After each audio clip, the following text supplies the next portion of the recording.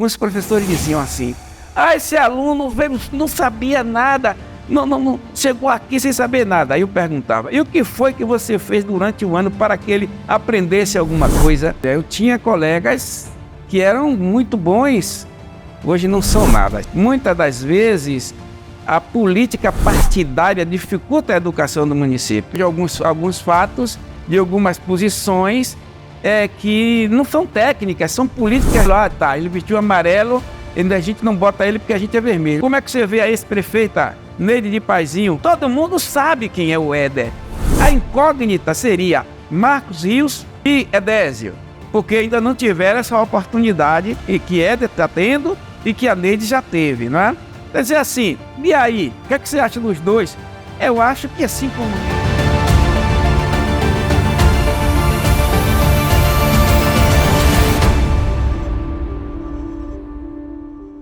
Sejam bem-vindos ao Ponto de Vista, o lançamento do primeiro programa que tanto prometemos, e então estamos aqui cumprindo com o intuito de promover encontros e debates voltados à política, temas sociais e assuntos relevantes para a nossa sociedade. Sejam muito bem-vindos. Hoje a gente encontra-se aqui com a presença do renomado professor José Wilson, que tem uma história, aqui na política, no cenário terranovense, e que tem também uma experiência também muito vasta na educação por ser professor.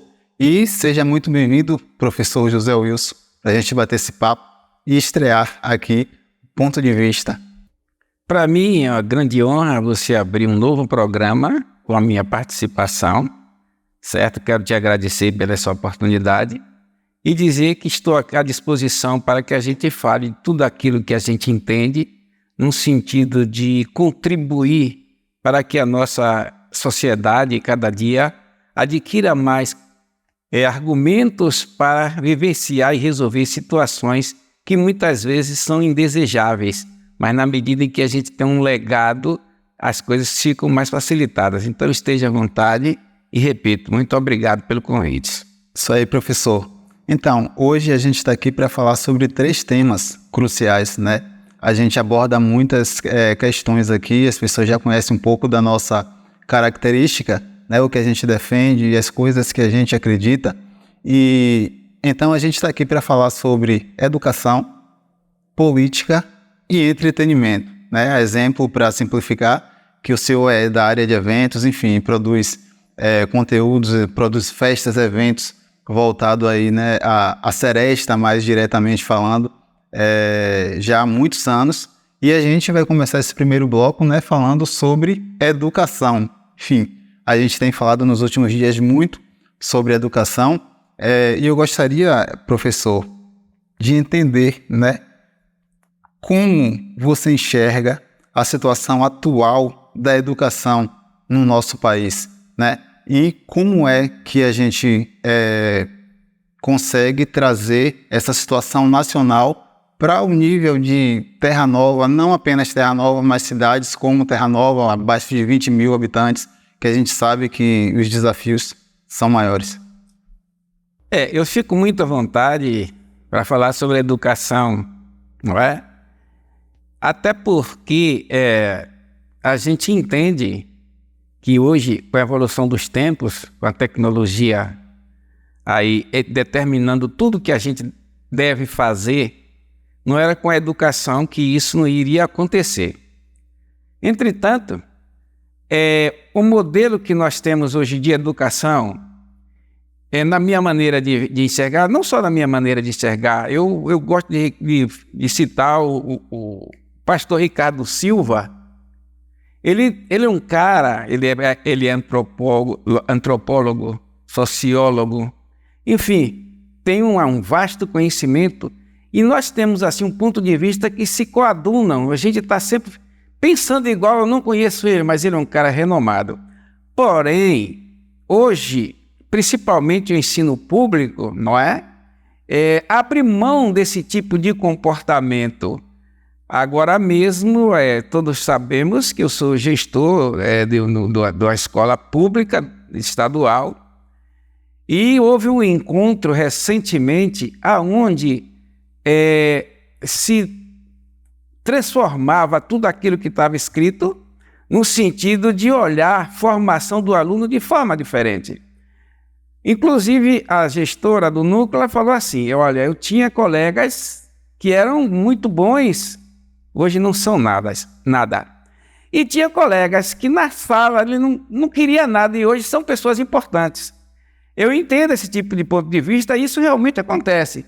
Porém, eu acredito mais naquele que se preparou e deu sequência ao seu preparo e com certeza eu acredito que ele terá uma condição talvez bem mais tranquila do que aqueles que eventualmente nunca aprenderam muitas coisas e hoje estão tendo sucesso.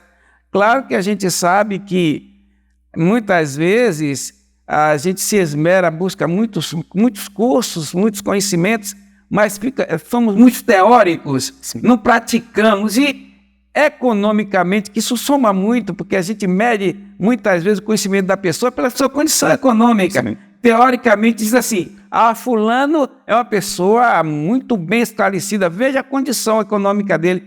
Isso não é regra geral. Acontecem essas situações, mas muitas vezes vem alguém que não tem nenhum conhecimento e tem até uma condição econômica maior. Então isso confunde muito quem faz educação, porque a pessoa te questiona. Eu tenho uns amigos, uma vez disse assim a ele, rapaz, aproveita, por que tu não estuda? Ele disse, não, eu conheço pessoas próximas a mim, não vou citar assim, senão a pessoa vai bater em cima da pessoa, que não estudou nada e tem muito mais condição do que muitos que são doutores. Então, eu não vou por esse caminho, porque para mim isso aí são as exceções da regra. Entende aí? Entendo. Então, assim, eu acho que eu não abro mão do conteúdo, eu sou conteudista sim, tá entendendo? Mas entendo. Por exemplo, no encontro que a gente teve recentemente no núcleo, lá em Feira de Santana, houve um questionamento para que os alunos que tinham sido reprovados fossem aprovados.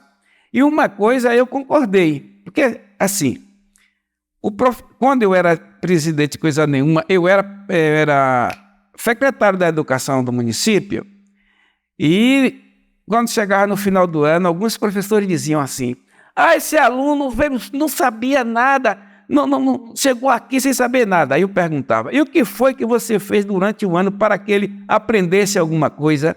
E eu nunca tinha essa resposta.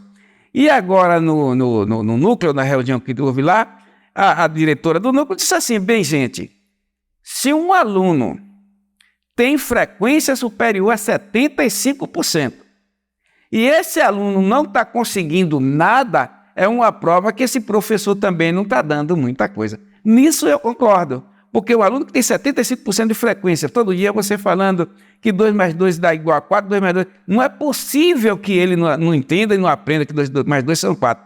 Porém, muitas vezes, ainda na abertura lá dos trabalhos legislativos, Pedagógico, se não tem legislativo, não sei porquê, porque a política também está aqui no caminho. Daqui a pouquinho a gente chega lá. Eu falei sobre essa questão. Gente, o aluno hoje, o professor hoje, para realmente ele justificar que o aluno não aprendeu, ele tem que fazer a chamada para provar que esse aluno não frequenta. E se esse aluno frequenta e continua com as notas baixas, sem conhecer muita coisa, então o professor tem que rever seus conceitos. Uma participação, de repente, diferente do professor, né? Enfim, se analisar para entender o que é que está faltando para que o aluno, de fato, seria isso? Mais ou menos, veja bem onde eu quero chegar.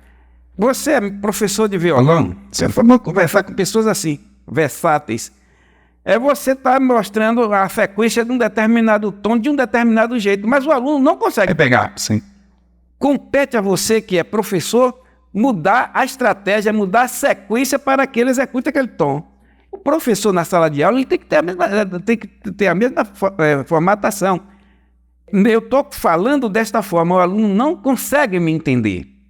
Ele tem que ir ao aluno para que aquele aluno, vamos dizer assim, ele busque argumentos, palavras que aquele aluno possa entender para chegar onde o professor quer que o aluno chegue. Então, muitas vezes o professor fica na zona de conforto e diz assim, ele não, eu já falei aqui, ele não quer entender, é problema dele, não sei o quê. Não está correto. E isso, a educação hoje, principalmente da Bahia, ela cobra muito a ação do professor. Sim. Você tem que ser versátil, você tem que mostrar várias opções para que o aluno encontre o seu caminho. É a obrigação do professor. E muitas vezes o professor não tem esse treinamento ou não tem essa vontade. Porque para você mudar a forma de você dar a sua aula, você tem que lhe dar trabalho e você mudar todo aquele projeto que você já tem pronto. Sim. E às vezes o professor acredita tanto naquele projeto que ele já tem, que ele não abre mão. E aí no tempo de hoje ele está sendo uma pessoa mais ou menos superada um pouco, porque ele não consegue se adequar aos momentos, às técnicas e a metodologia que deve ser aplicada hoje para que o aluno chegue em algum lugar. A evolução do ensino-aprendizagem, seria isso? Mais ou menos, para o aluno realmente evoluir, aí aprender alguma coisa. O professor não pode ficar na zona de conforto. Não tem mais espaço, entendeu? Então, assim, eu vejo que não é só questão... O Brasil hoje é mais ou menos assim, claro que a gente tem cada estado uma realidade, não é? Onde dizem que o Ceará é modelo da educação do Brasil, não é? Eu lhe confesso que eu não sei o que eles fazem lá no estado do Ceará que a gente não poderia fazer aqui no estado da Bahia. Porém, tem alguma coisa que está destoando uma da outra.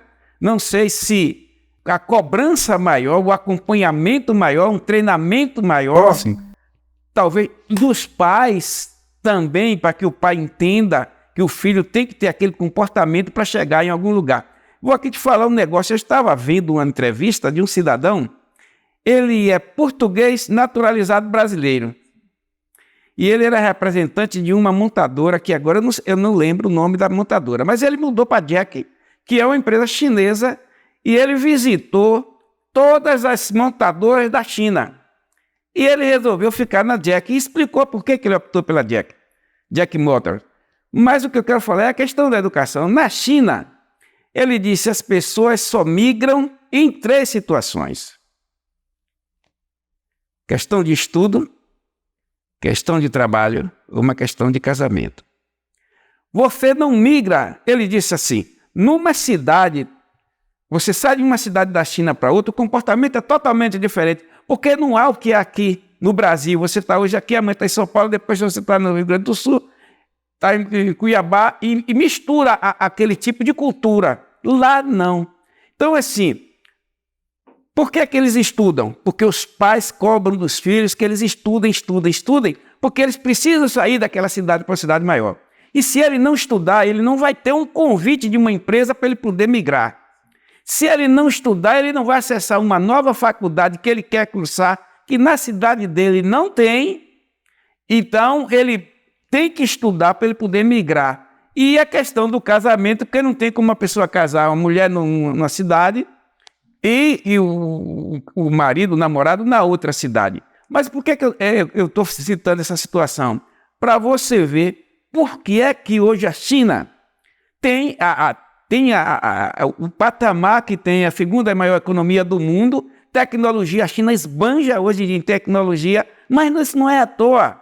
Não tem essa migração. Claro que pensar nisso no Brasil, nem pensar. Mas eu estou falando, dando exemplo de que lugares, a China, há 25 anos, 30 anos atrás, estava muito atrás do Brasil a nível de educação e outras coisas. Hoje a China está competindo com os maiores países, os países mais evoluídos do mundo. Sim. Por quê? Porque tem esse tipo de comportamento lá. Você tem que estudar o tempo todo se você quiser crescer ou mudar de cidade.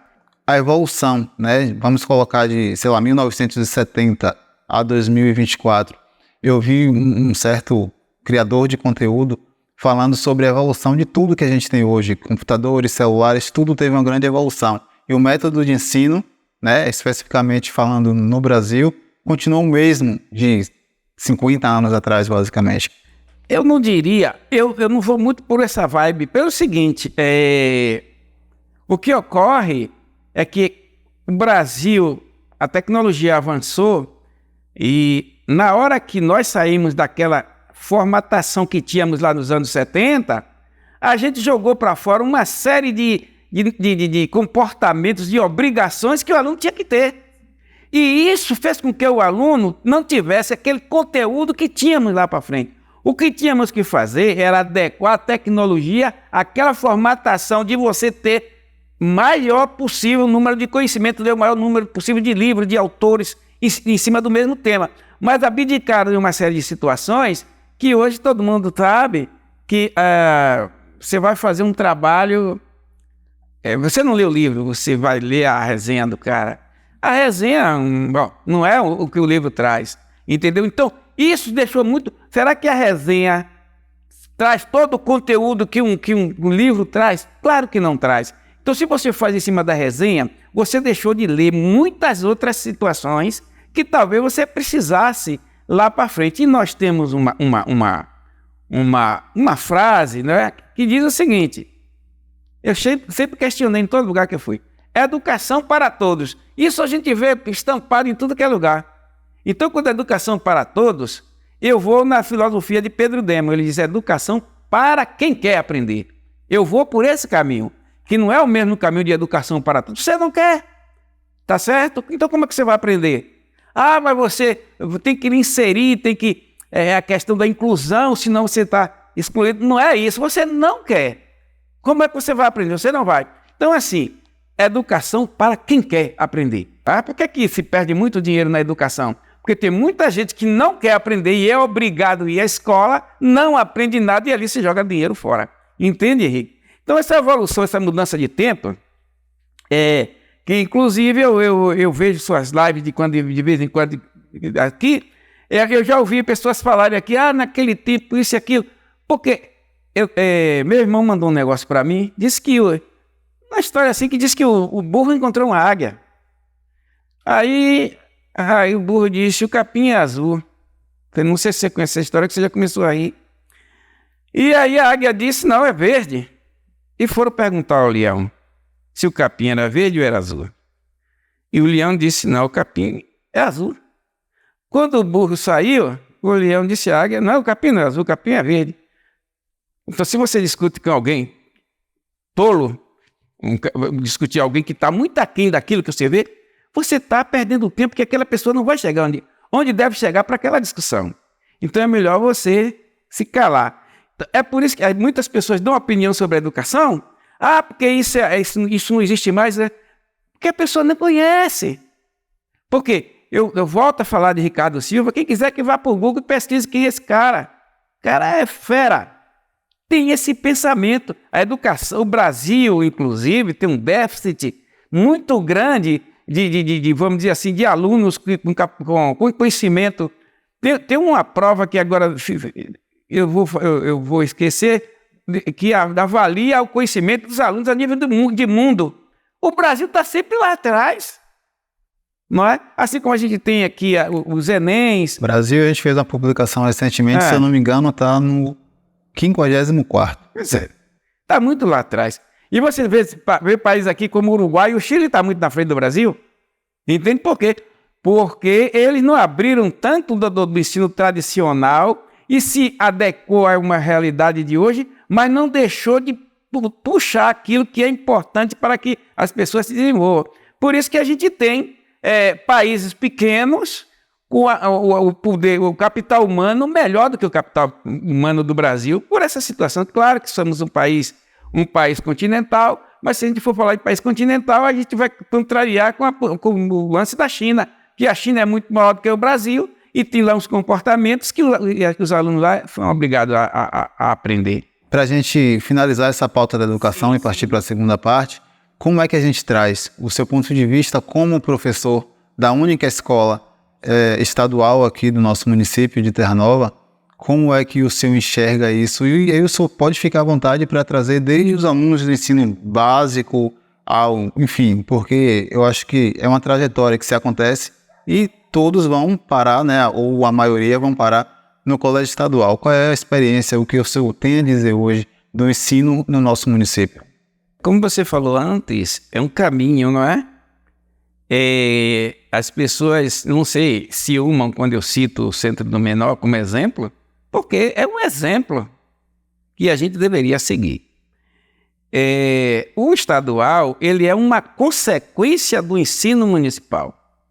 Se você tem um ensino no município bom, o estadual vai ter um ensino médio bom também. Se você tem um ensino fundamental com algumas deficiências, você vai ter no ensino médio com algumas deficiências. Eu questiono muitas vezes alguns comportamentos que são tomados aqui na educação de Terra Nova, até porque quem achar que eu não estou falando a coisa que é verdadeira, eu faço o seguinte questionamento, porque muitos professores que lecionam no município, se puder, tira seus filhos daqui. Recentemente, eu tive que pedir uma vaga a um colega meu, professor Edivan, que é diretor do colégio Luiz Eduardo de Feira Santana, Colégio Exemplo de Feira Santana da rede estadual, de uma professora que tem um filho ou uma filha, que eu não quero identificar a pessoa, pediu-me para eu conseguir uma vaga no ensino médio do Colégio Luiz Eduardo. Por que ela fez isso? Porque ela vê aqui a gente com algumas deficiências e aí ela quer o quê? É que a filha dela faça um curso com muito mais assim, condições de amanhã ela ter mais condições ainda de ir acessar outros patamares. Então eu questiono muito isso aqui, porque muitas das vezes a política partidária dificulta a educação do município.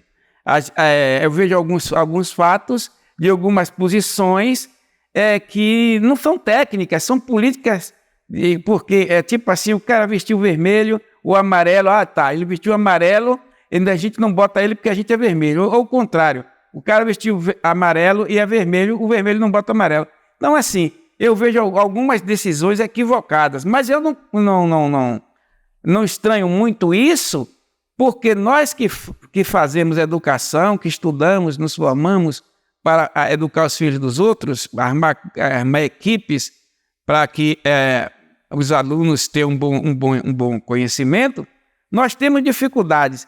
E muitas vezes as pessoas que decidem quem será aquela pessoa que vai conduzir a educação do município não teve aquela experiência, aquele acompanhamento, aquele estudo necessário para dizer, não, a pessoa ideal é essa pessoa aqui, porque vai alavancar.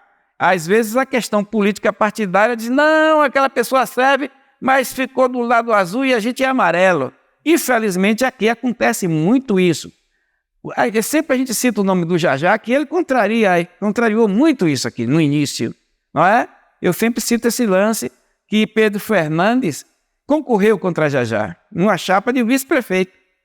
Jajá ganhou a eleição, no dia seguinte chamou Pedro Fernandes para comandar obras, que ele disse, eu não quero saber com quem ele foi, eu quero saber que ele vai trabalhar no meu governo, tudo que bom que ele fizer está fazendo para o meu governo. O pensamento tem que ser esse, mas infelizmente aqui não acontece muito isso, até porque ninguém ganha só, e na hora que ganha fica aqueles em cima, não, bote A, bote B, bote C, bote D, e o cara fica meio perdido, ele já não é do ramo, e muitas vezes não coloca a pessoa que deveria colocar. Isso não estou fazendo crítica ao que está acontecendo aqui agora, eu estou dizendo que a tônica da cidade sempre... Uma perspectiva, né, que vem acontecendo ao longo dos anos. É uma coisa que sempre acontece, tá entendendo? Sempre acontece assim, vamos botar fulano não, ou então vamos botar fulano que tem a família muito grande e tal. E a educação não se faz assim. A política está à frente da educação. Sim, em todo lugar também, né? Então, nesse momento, professor José Wilson, a gente volta, né, agora para falarmos sobre o cenário da política local, regional a nível de estado, e por que não falar sobre a política nacional. Lógico que a gente aqui tem um interesse muito grande em produzir um conteúdo voltado às questões que mudam, né, diretamente, que afetam diretamente a forma como a gente vive.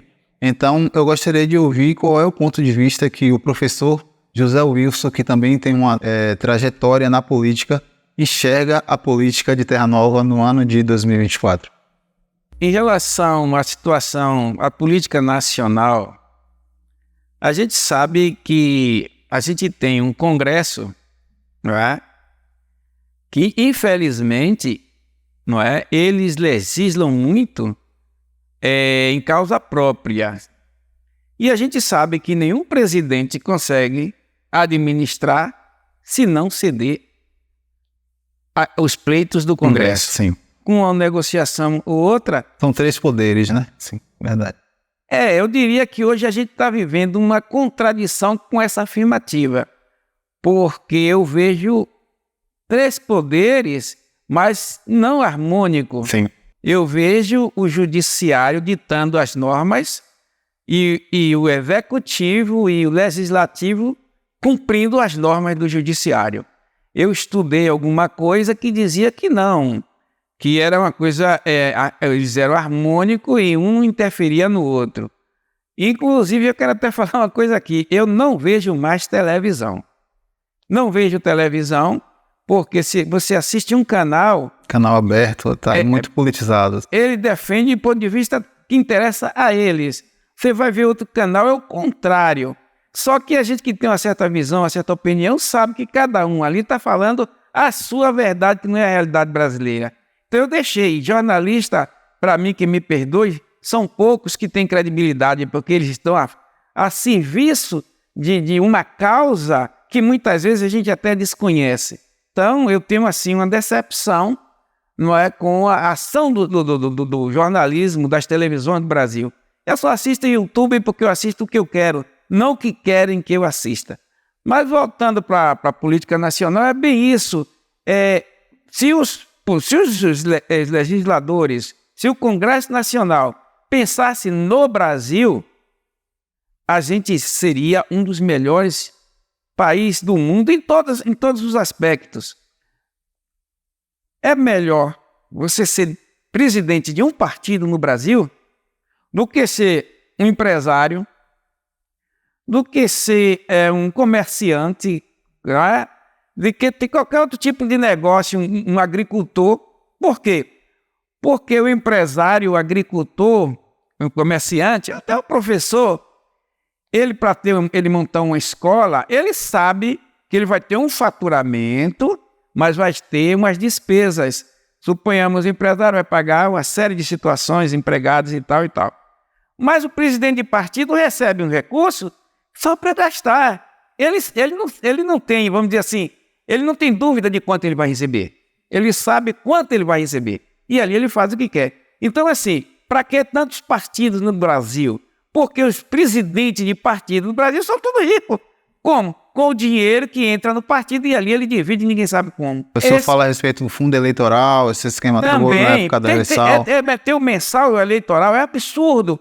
Você vê, às vezes, o executivo tem que cortar o dinheiro da educação, mas tem que liberar não sei quanto de emendas, tem que liberar agora não sei quantos bilhões para as eleições municipais, corta daqui, corta dali, é um absurdo. Mas é o país que nós temos e dificilmente isso muda, porque os legisladores, eles não vão fazer nada que possa diminuir essa capacidade de arrecadar o dinheiro público para eles fazerem o que eles bem querem e entendem. Então, assim, o Brasil é um país pujante, eu não sei como resiste tanto, não é verdade? Mas a gente não tem os políticos que precisávamos ter para que o Brasil fosse bem melhor do que o que é, porque o Brasil tem tudo. Um dia eu estava conversando com um português, ele disse assim, vocês têm tudo. Vocês têm água, vocês têm petróleo, vocês têm terra agricultável, vocês têm rio, você tem mar, vocês têm... A Amazônia está aí que todo mundo quer, né? Todo mundo quer. Vocês têm tudo, por que vocês não avançam? Porque o brasileiro não quer que avance, tá? A Amazônia é aquela velha história, né?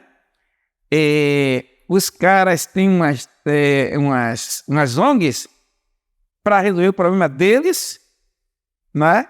Estudando tudo que tem na Amazônia para dar informação a eles lá na França, na Noruega, não sei lá quem, e enrolando os índios aqui, tapeando uma coisa ou outra e dizendo que está resolvendo o problema do brasileiro ou da Amazônia. Não, eles estão ali pesquisando, eles têm mais conhecimento do solo amazônico do que o brasileiro, porque eles estão lá para isso. Infelizmente, é difícil de resolver essa situação, que é uma coisa enraizada, não é? E aí a gente tem, muitas vezes, informações da nossa Amazônia que vem de lá, quando a gente quer deveria dar. Né? Mas é a nossa realidade. Entendeu? Então é isso. E agora aí, essa questão da Guiana e a Venezuela, né, que o Brasil está inserido num contexto de que ele é parte do conflito, porque ele é o caminho para que haja o conflito, né? E o Brasil, eu tenho visto muitas entrevistas onde a gente tem um exército brasileiro hoje que mal pode se defender, não pode atacar. Se a Venezuela atacar, a gente pode se defender, mas a gente não tem hoje condição de atacar uma Venezuela, você imagina. Então, assim, os políticos não olham esse tipo de situação, porque o Brasil era para ser o maior em todos os sentidos, e nós não somos o maior, não somos melhores em educação, não temos, vamos dizer assim, hoje, condição de enfrentar a Venezuela se tivesse um conflito, não é? Por quê? Porque os políticos não pensam isso. Infelizmente, a política nacional é muito olhada para o umbigo, entendeu? E a gente não tem muita saída, porque você pode trocar um, põe outro, troca outro, põe outro, mas é aquele mesmo comportamento de sempre, tem que ceder para o Congresso isso, tem que ceder para o Congresso aquilo. Inclusive, eu tenho, um pouco que eu vejo de televisão, eu tenho visto assim, lido assim em algum lugar, tipo assim, o presidente bota uma determinada pessoa num determinado órgão, um determinado partido quer aquele órgão, o cara é demitido para atender o partido. Então, não faz o que o presidente quer, porque tem que ceder ao Congresso. Se o Congresso quisesse realmente fazer o que o Brasil precisa, palmas, mas a gente sabe que não é bem isso, entendeu? Então, infelizmente, a política nacional não muda nunca. E a questão local, é muito fácil falar da questão local, porque todo mundo conhece todo mundo. E a gente vive, todo mundo sabe quem é. Todo mundo conhece todo mundo aqui e sabe mais ou menos quem é cada um. E é muito fácil, por exemplo, ser assim, como é que você vê a ex-prefeita Neide de Paizinho? Eu não preciso falar de Neide de Paizinho em Terra Nova, porque Neide de Paizinho já foi prefeita de Terra Nova, além dela ser de Terra Nova. Então o que eu falo aqui todo mundo sabe. O Éder está sendo o prefeito de Terra Nova. Então todo mundo sabe quem é o Éder, aonde ele pode chegar, o comportamento do Éder. Aí você diz assim, Humbertinho, não sei se será candidato, mas de qualquer maneira já passou um período e todo mundo viu como seria o Humbertinho um prefeito. Talvez a gente tivesse para falar aí que se especula no Edésio, um cara sério, não podemos negar isso. Pode ter lá seus questionamentos, como eu tenho os meus, eu tenho os seus. Mas Edésio é um cara sério, um cara de palavra. Falando-se no Edésio e fala no Marcos Rios, né? Que também não tem um... Aí você pode dar uma opinião, porque eles ainda não foram executivos. O que é que você espera de um desses dois aí? Mas os que já foram prefeitos, não precisa você falar, porque é aquela velha história, você vai falar uma coisa que todo mundo sabe. O prefeito é fulano de tal, o comportamento é esse. Por quê? Porque ficou 4 anos. Prefeito atual, comportamento é esse, porque ele já estava fechando os 4 anos, então todo mundo sabe. Então assim, o cara vai optar por A ou por B, mas já sabe por que está optando. Sim. A incógnita seria Marcos Rios e Edésio, porque ainda não tiveram essa oportunidade de que Éder está tendo e que a Neide já teve, não é? Quer dizer assim, e aí, o que é que você acha dos dois?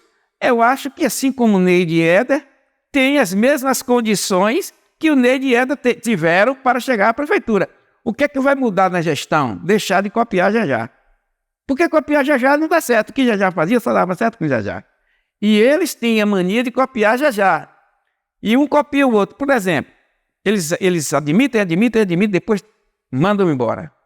Aí atrasa, depois paga.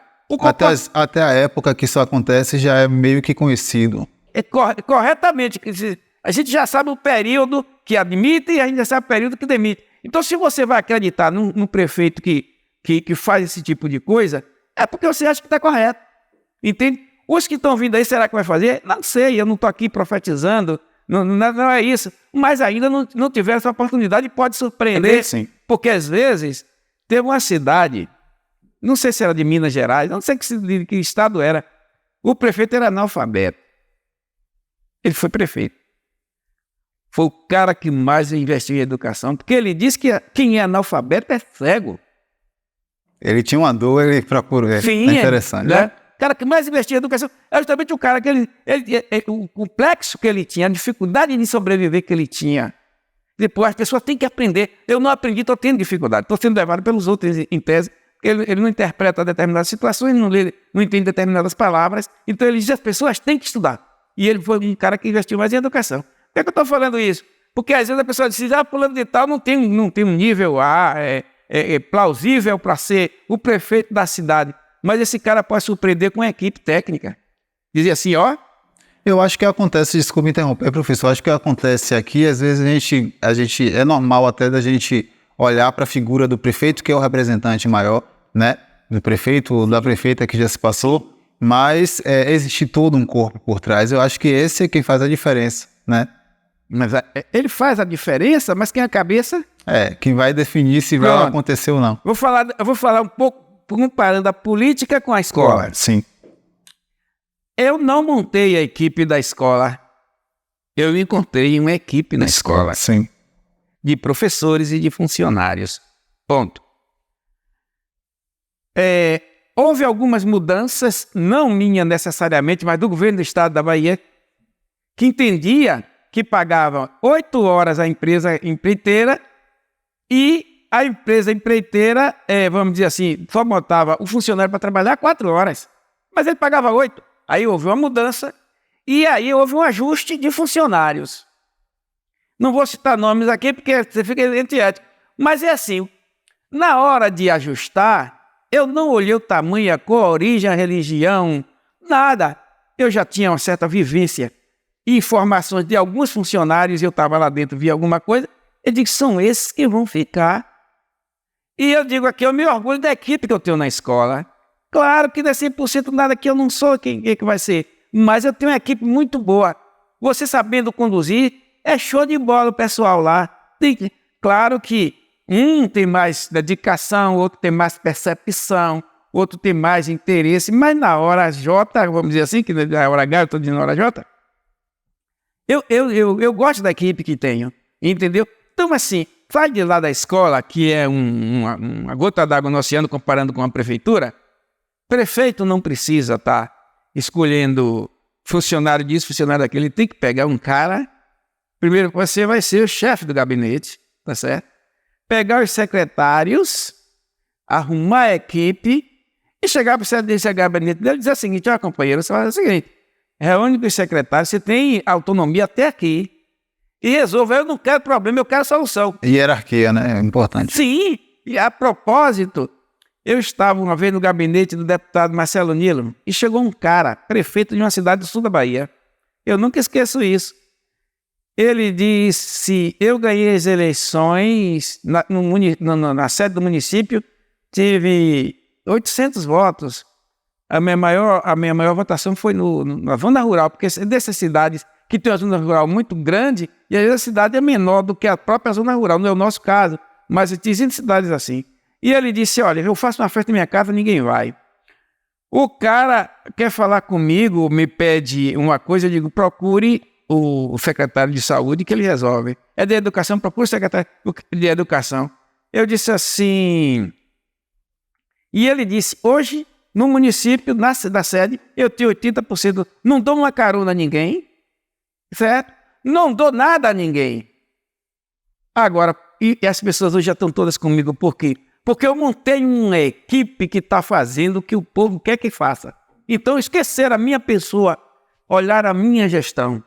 E eu dos nós, que me perdoe, eu não estou aqui pleiteando o espaço de ninguém aí, mas eu só estou comentando. Eu acho que uma das nossas falhas dos nossos gestores é na hora de montar a equipe, certo? Olha muito a amizade, que eu digo toda hora, eu não tenho um parente na escola, eu poderia ter, eu não tenho, porque lá no lugar de parente, chega uma pessoa, fulano está precisando e tal. Eu digo, aqui a escola é quem precisa de alguém para resolver o problema dela. Não é alguém vir precisar da escola para a escola trabalhar para essa pessoa. A função da escola não é essa. E é assim que eu acho, e tenho consciência de dormir tranquilo, de boa. Então, voltando à questão da política, a política local, eu vejo dessa forma. Nós temos, pelo que eu sei, 4 pré-candidatos, não é? 2, um é prefeito, a outra é ex-prefeita, que todos conhecemos, tanto Éder quanto Neide. Inclusive, eles eram do mesmo barco, do mesmo partido, mas política é bem assim, não é?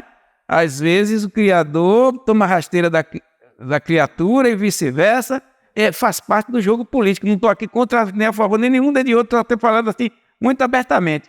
E tem os outros 2 pré-candidatos, não sei se o Humbertinho é pré-candidato, mas ele não... É uma incógnita. Eu participei de uma conferência de agricultura. Ele foi bem explícito ao falar que estava com o Éder até 2028. Enfim, como o senhor falou, às vezes a política muda, a gente não sabe o que, que vai acontecer. Mas eu gostaria, professor, de mencionar um outro ponto que eu considero muito importante, que é sobre a realidade da nossa cidade. E aqui eu gostaria de até pontuar, assim como o nosso professor fez aqui, de ter uma cautela muito grande para não parecer que a gente está falando de A ou de B. Exatamente. Mas nós somos, Terra Nova é uma cidade muito carente, né? muito carente, e aqui a gente mencionou sobre o corpo, por exemplo, escolhido para exercer determinadas funções, e a gente sabe que as pessoas de Terra Nova carecem, né, de trabalho. Essa carência das pessoas se torna uma arma política. Como é que o senhor enxerga isso, professor? Olha, uma certa feita eu comentei com algum político local, eu disse, olha, o ACM Neto, na prefeitura de Salvador, deu show de bola de gestão, tanto que se reelegeu ganhando no primeiro turno. Mas ele tomou medidas duras, porém necessárias. Então, assim, às vezes você desagrada a pessoa, mas você está fazendo uma coisa que precisa ser feita para o bem da cidade. E aí, o político, ele não gosta muito de desagradar e começa agradando aquela pessoa, desagradando outros tantos que não aceitam aquela pessoa que está naquele lugar. Entendo a questão da carência, de falta de espaço para você trabalhar na cidade, talvez não contemple a todos, se contempla não é aquilo que a pessoa queria até receber e tal. Mas eu acho assim, a gente tem que fazer, precisa ser feito, mesmo sendo uma coisa mais dura, mas que lá para frente a gente tenha, vamos dizer assim, um resultado positivo daquela decisão dura que nós tomamos, que atrapalhou a vida até de alguém. Então, voltando ao ACM Neto, ele cobrou imposto de quem deveria cobrar, multou quem deveria multar e liberou aqueles que eles achavam que tinham que liberar. Em Salvador, ele trouxe um secretário de Fazenda de São Paulo e Salvador arrecadou como nunca. E ele liberando as... Está fazendo campanha para a ACM Neto? Não é isso? É um fato próximo, é uma cidade próxima. É correto, um exemplo positivo, entendeu? Então, eu acho que aqui a gente precisa de alguém que diga assim, ó, tal setor que tem que botar é determinada pessoa. Eu não quero saber o que é que ele vai fazer. Eu acredito que ele vai fazer as coisas. Mas aí tem aquela questão, e o vereador fulano, e o vereador Beltrano? Aí o prefeito recua. Quando ele recua, na minha lógica, ele deixa de ter uma administração melhor, porque ele está cedendo.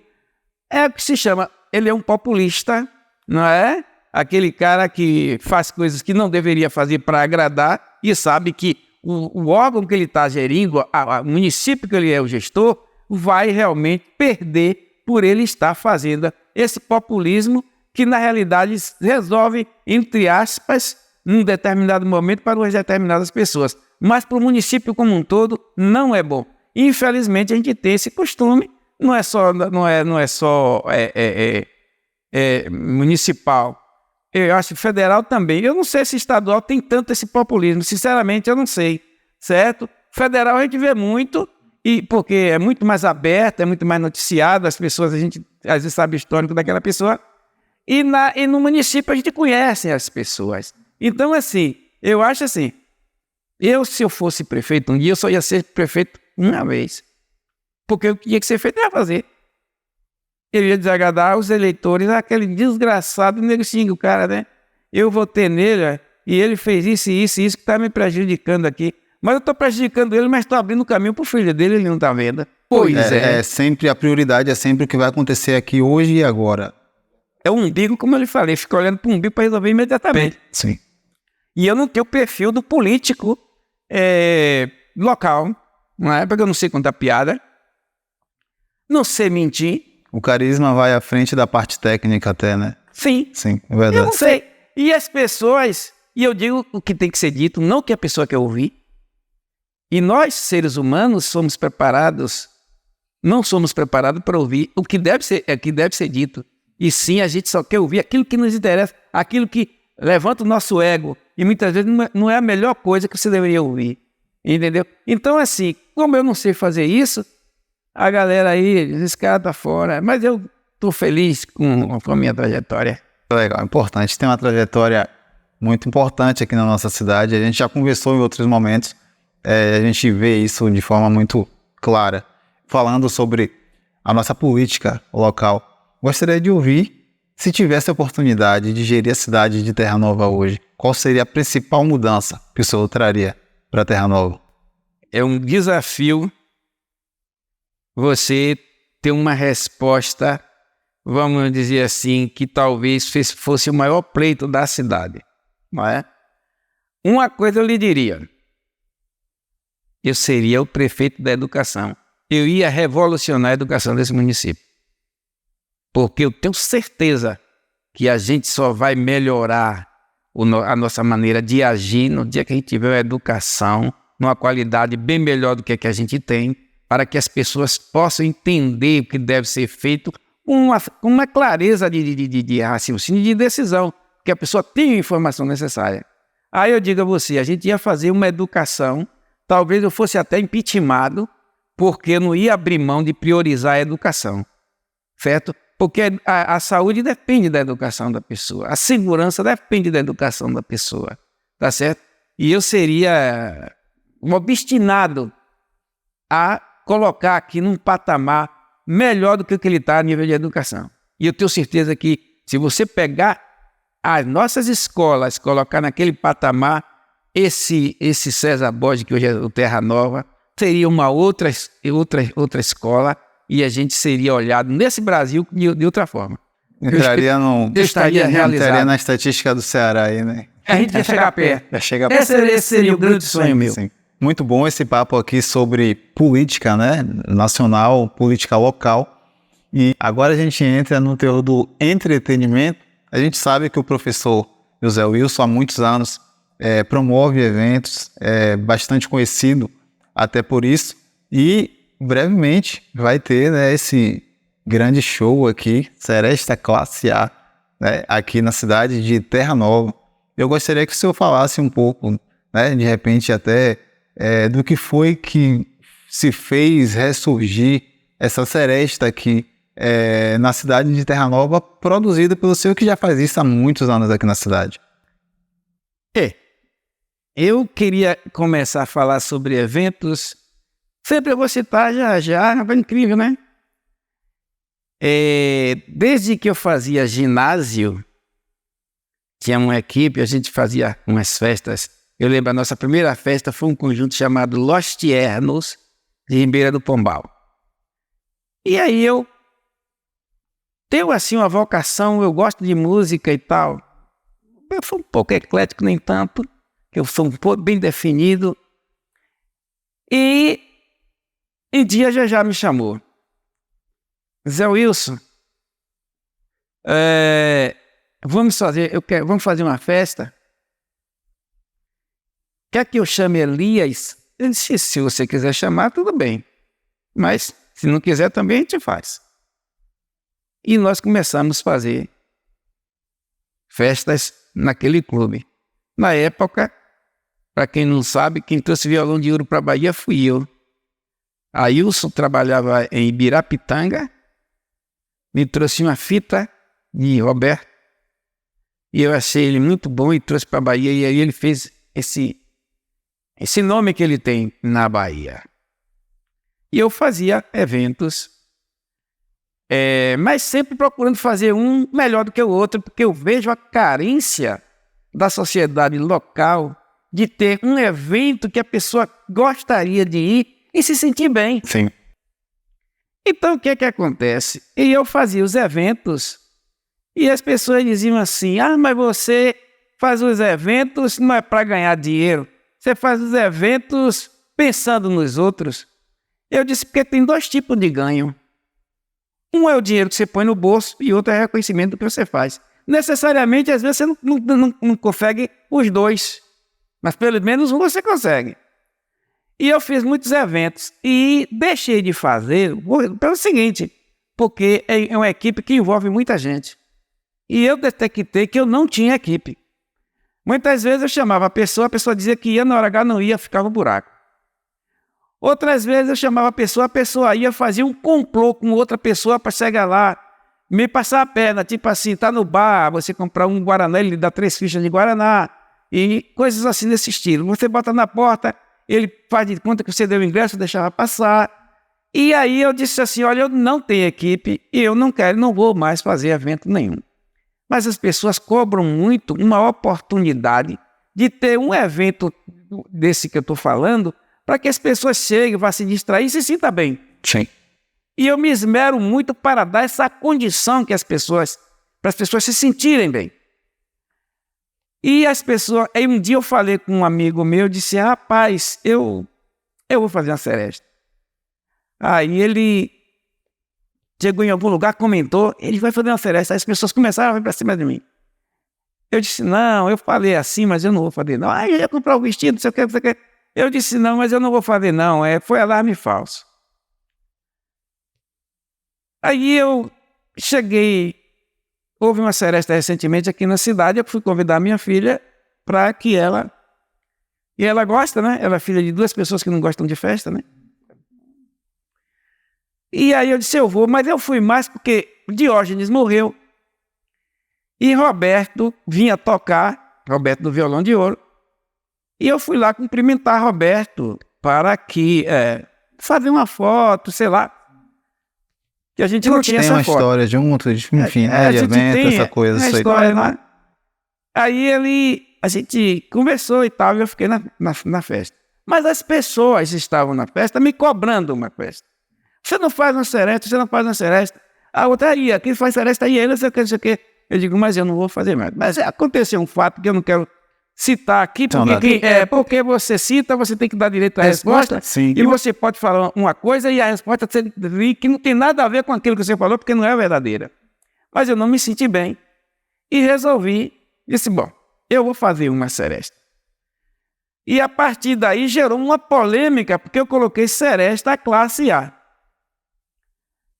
Por que é classe A? Porque, e quando eu digo que eu faço a melhor seresta da Bahia, não é à toa. E por que classe A? Classe A, o quê? Nós não temos time no Campeonato Brasileiro, não temos time Série A, Série B, Série C, Série D. Agora nós temos o Vitória e o Bahia, que são da Série A. É o suprassumo do futebol da Bahia na Série A. Como eu considero que a seresta que eu faço é a melhor da Bahia, então minha seresta é classe A. Pronto. Mas é classe A no sentido de dar o melhor a você que vai para a festa. Você se sentir bem. Tem nada a ver com classe econômica, né? Talvez seja que as pessoas estão jogando isso aí, porque isso aí é argumento de quem não tem argumento. Então, assim, as pessoas se sintam bem, é classe A na estruturação da festa. As bandas estão aí em evidência. Eu não sei se eu mostrei a você a gravação do Rafinha. Sim. Eu mostrei o Rafinha gravando e tal. Rafinha é um cara que tem nesse ramo, ele tem assim um espaço significativo. Está entre os melhores vamos dizer assim, do estilo da seresta. Porque são 2 serestas. A Violão de Ouro é uma seresta, a da seresta do Rafinha é outra seresta. Eles chamam hoje, segundo eles, a nova seresta. Mas é um cara que está no patamar de cima. Essa menina Simone Morena, quando eu entrei para contratar a pessoa que ia fazer o show principal, me disseram, a Simone Morena é estourada em Salvador, estourada. Eu disse, mas eu achei que a Clecinha é mais assim, mas quem está estourada é Simone Morena, e na região ela tem mais público do que Clecinha. Por um motivo ou por outro, deu Simone Morena, que também é top, é classe A na seresta. Entendeu? Então, assim, a minha seresta é classe A porque a estruturação é classe A, as atrações é classe A, o atendimento é classe A. Você está, que infelizmente não é a praia de vocês, mas se vocês estivessem lá, vocês iam se sentir bem, porque é o que eu ouço das pessoas. Aí eu coloquei, não é permitida a entrada de bermuda. Aí o cara em Feira de Santana disse assim, rapaz, como é? Cara que usa bermuda não tem dinheiro não? Eu digo, que foi que disse que é caça-níquel? Eu não estou buscando dinheiro do cara. Eu estou fazendo um evento para que você tenha uma outra postura e tenha outro tipo de apresentação. Essa de bermuda todo mundo faz, eu não faço essa. Tem os paredões que todo mundo vai até de tanga. Vai para essa. A que eu faço. E se o cara quiser entrar, eu digo, ele não entra, que eu já coloquei que eu não quero ele lá. E se ele for, ele vai ter que ir no padrão que a gente impõe. Então, assim, Henrique, é um retorno que talvez, se a equipe que eu montei funcionar, eu vou fazer mais umas 3 ou 4. Umas 2 por ano está de bom tamanho. porque o poder aquisitivo também não está fácil, e eu não faço aquela seresta de 20 e 30 reais, que dá o mesmo trabalho de uma seresta grande. Você está entendendo? Dá o mesmo trabalho. Talvez você não tenha a mesma obrigação financeira de pagar, de contribuir para aquele pessoal, mas o trabalho, a estruturação é a mesma. Porque você faz aqui, por exemplo, você faz aqui as suas lives, você já tem toda uma estrutura dessa aqui para você fazer. Você não vai se sentir bem fazendo uma coisa, improvisando aqui, improvisando ali e jogar no ar. Porque você sabe que sua imagem, ao invés de dela estar solidificando um aspecto positivo, ela vai ficar, ninguém sabe o que vai acontecer, tem dia que está assim, tem dia que... Entende o que eu falo? Não, é por isso que eu só faço seresta nesse naipe. E se eu vier a fazer outra, se a equipe funcionar, eu já disse, se funcionar, a gente faz outra. Eu não paro aí. Eu acredito que vai funcionar, que eu usei uma estratégia que acho que encaixou para as pessoas que estão trabalhando junto comigo, porque pau doido não é simples, a gente viaja. Sábado, por exemplo, eu vou para Irará, tem uma vaquejada lá. Você acha que eu vou para Irará para vaquejada? Eu não vou para Irará para vaquejada, eu vou para Irará para divulgar o evento. É negócio. Entendeu? Então é isso aí, rapaz. Então é por isso que eu voltei a fazer a seresta. E ainda relatando o que você falou, eu não falei classe A em relação à condição econômica nem intelectual de ninguém. Até porque quando a gente fala do centro do menor, a educação do centro do menor é classe A, mas o povo do centro do menor está focado mais justamente naquelas pessoas que talvez sejam mais humildes, que não têm condição de pagar uma escola particular. Então, eu fiz nesse sentido, nesse tom, entende? Mas eu fui mal entendido porque, assim,